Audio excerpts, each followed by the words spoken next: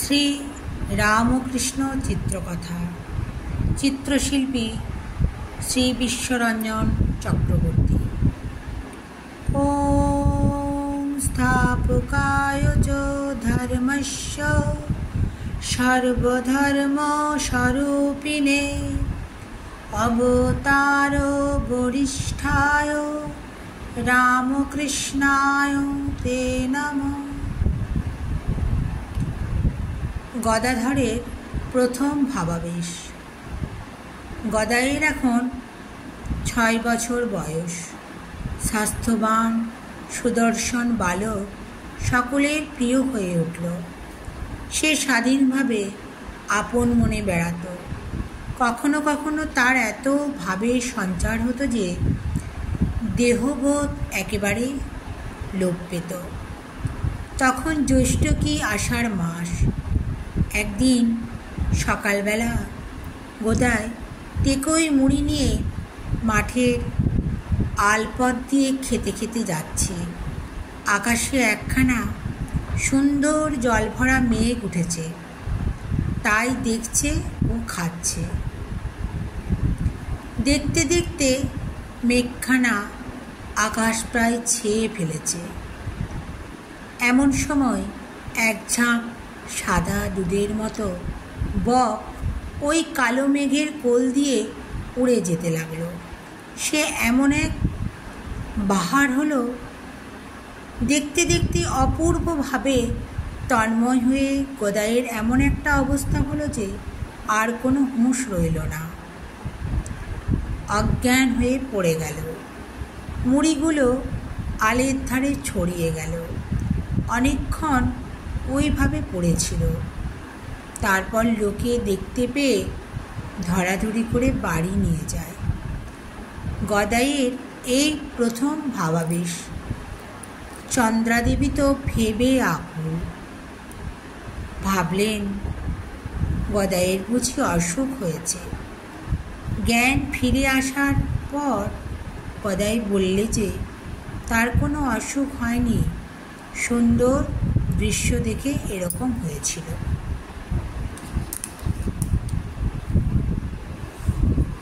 সাধু বৈরাগীর সেবা। এই দেখুন কি সুন্দর ছবি, কি সুন্দর এঁকেছেন, তাই না? সাধু বৈরাগীর সেবা।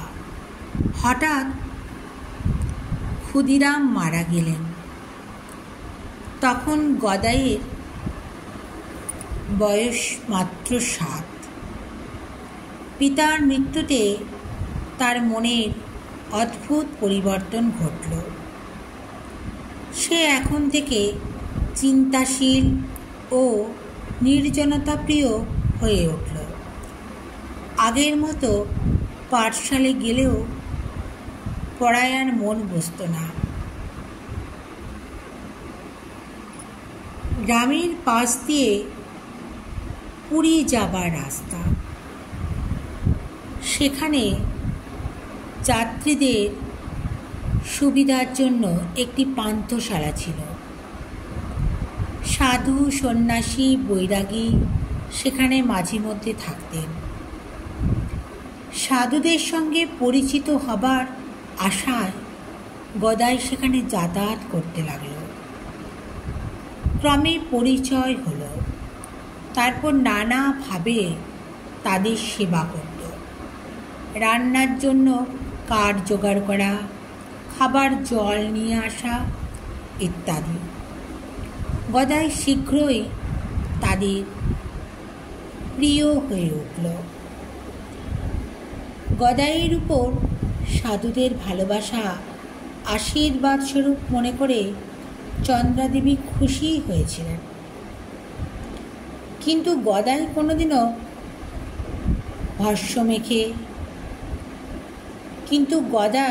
কোনোদিন ভস্য মেখে, কোনোদিন তিলক কেটে, আবার কোনোদিন বা নিজের কাপড় ছিঁড়ে সাধুদের মতো কৌপিন পরে বাড়িতে এসে বলতো, মা, সাধুরা আমাকে কেমন সাজিয়ে দিয়েছে দেখো।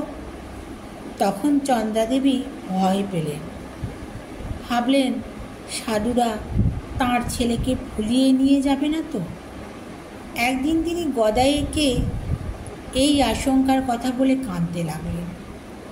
গদাইয়ের মুখে এ কথা শুনে সাধুরা তাঁর কাছে এসে বুঝিয়ে বললেন যে বালককে নিয়ে যাবার কোনো ইচ্ছাই তাদের নাই। তখন চন্দ্রাদেবী আশ্বস্ত হলেন।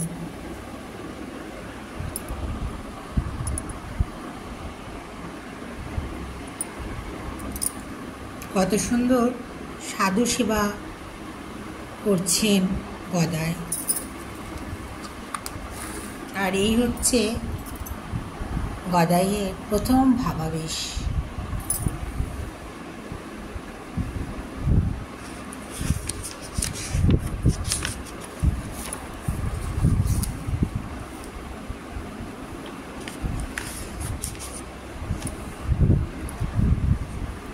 গদাধরের দ্বিতীয়বার ভাব সমাধি।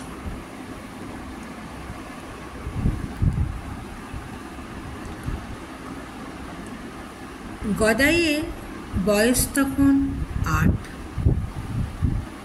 এই সময় আরও একবার ভাবাবেশ হয়। কামারপুকুরের 3 মাইল উত্তরে আনুর গ্রাম। ওই আনুরেই আমি বিএড করেছি। ওই গ্রামের দেবী বিশালাক্ষী খুব প্রসিদ্ধ। আমরা একবার বিএড কলেজ থেকে পুজো দিতে গিয়েছিলাম। একদিন গ্রামের মেয়েরা দল বেঁধে বিশালাক্ষী দেবীর মানত শোধ করতে আনুর যাবার জন্য প্রস্তুত হচ্ছে। গদাইও তাদের সঙ্গী হলো। পথে ঠাকুর দেবতার গল্প গান করতে করতে চলতে লাগলো। গদাই মিষ্টি গলায় বেশ ভজন গাইছে, কিন্তু সহসা এক ঘটনা ঘটল। গদাইয়ের গান থেমে গেল। তার সারা শরীর অবশ আড়ষ্ট হয়ে গেল, আর চোখ দিয়ে জল ঝরছে। মেয়েরা গদাইকে ঘিরে বসে কেউ মাথায় জল দিলেন, কেউ বা আঁচল দিয়ে হাওয়া করতে লাগলেন। শেষে ধর্মদাস লাহার মেয়ে প্রসন্নময়ীর মনে হলো গদাইয়ের উপর দেবীর ভর হয়েছে। তখন বালককেই দেবী জ্ঞানে সকলে বললেন, মা বিশালাক্ষী, প্রসন্না হও, মা রক্ষা করো। মা বিশালাক্ষী, মুখ তুলে চাও, অকুলে কুল দাও। আশ্চর্য! মেয়েরা কয়েকবার দেবীর নাম করতে না করতেই গদাইয়ের জ্ঞান ফিরে এলো, মুখে হাসি ফুটল। আবার তারা পথ চলতে লাগলো। চন্দ্রাদেবী সব শুনে ভাবলেন গদাইয়ের মূর্ছা রোগ হয়েছে। খুব ভয় পেয়ে রঘুবীরের পূজা দিলেন, মানত করলেন। এই দেখুন, গদাই অজ্ঞান হয়ে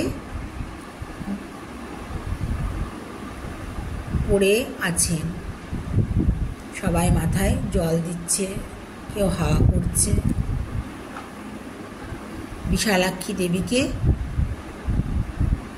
বিশালাক্ষী দেবীর কাছে প্রার্থনা করছেন। কি সুন্দর ছবিটি এঁকে আমাদের পুরো ব্যাপারটা বুঝিয়ে দিয়েছেন চিত্রশিল্পী বিশ্বরঞ্জন চক্রবর্তী। শিল্পীকে প্রণাম জানাই।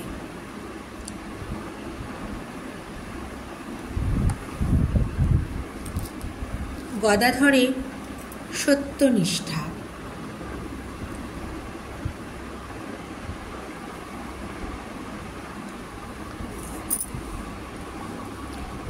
গদাইয়ের 9 বছর বয়স হয়েছে। বড় ভাই রামকুমার তার উপনয়নের ব্যবস্থা করতে লাগলেন। ধনী কামরানী একসময় গদাইকে বলেছিল সে যেন পৈতের সময় তার কাছ থেকে প্রথম ভিক্ষা নেয়, অর্থাৎ ধনীকে ভিক্ষা মা করতে হবে। গদাইও তাতে রাজি হয়েছিল।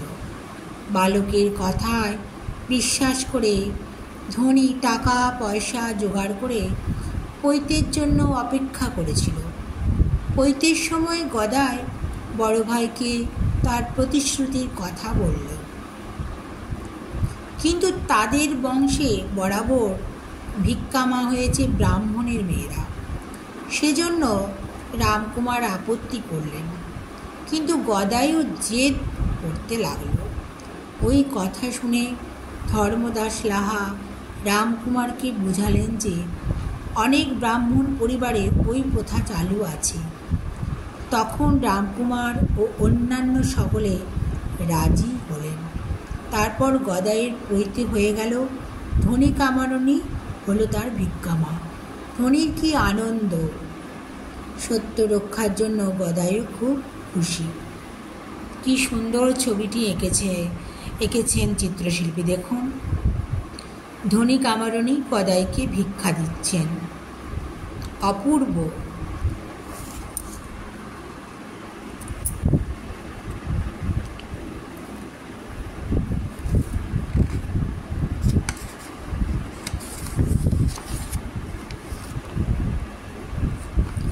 পণ্ডিত সভায় প্রশ্ন সমাধান।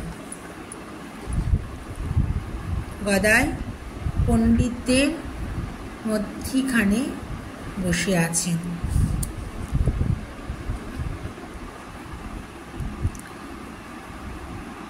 গদাইয়ের 9-10 বছর বয়স। এই সময়ে একটি ঘটনায় গদাইয়ের অসাধারণ প্রতিভার পরিচয় পাওয়া যায়। গ্রামের জমিদার লাহাবাবুদের বাড়িতে অনেক বড় বড় পণ্ডিত এসেছেন। খুব তর্কের ছড়াছড়ি। তুমুল তর্কের পরও শাস্ত্রের এক প্রশ্নের কোনো রকম মীমাংসা হচ্ছিল না। পণ্ডিতরা মহাভাবনায় পড়েছেন। এমন সময় গদাই পরিচিত এক পণ্ডিতকে বললেন, কথাটার এইভাবে মীমাংসা হয় নাকি? কথাটা পণ্ডিতদের কানে গেল। সকলে স্বীকার করলেন যে ওই প্রশ্নের এটাই হলো একমাত্র সমাধান। সকলে তো অবাক।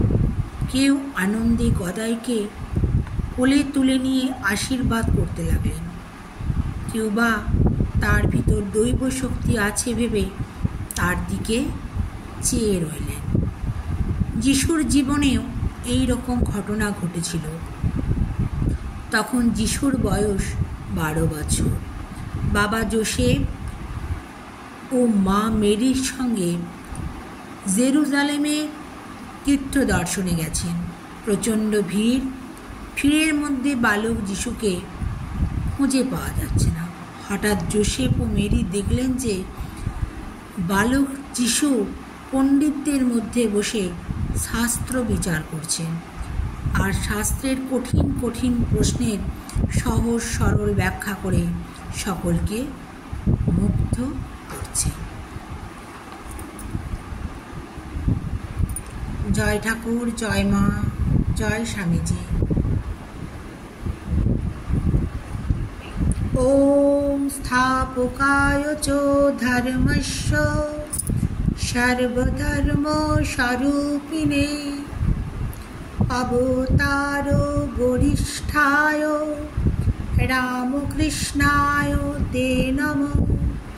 ওম নমো শ্রী ভগবতে রামকৃষ্ণায় নমো নমঃ। ওম নমো শ্রী ভগবতে রামকৃষ্ণায় নমো নমঃ। ওম নমো শ্রী ভগবতে রামকৃষ্ণায় নমো নমঃ।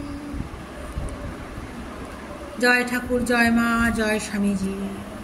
সবার মঙ্গল হোক এই প্রার্থনা করি। প্রণাম।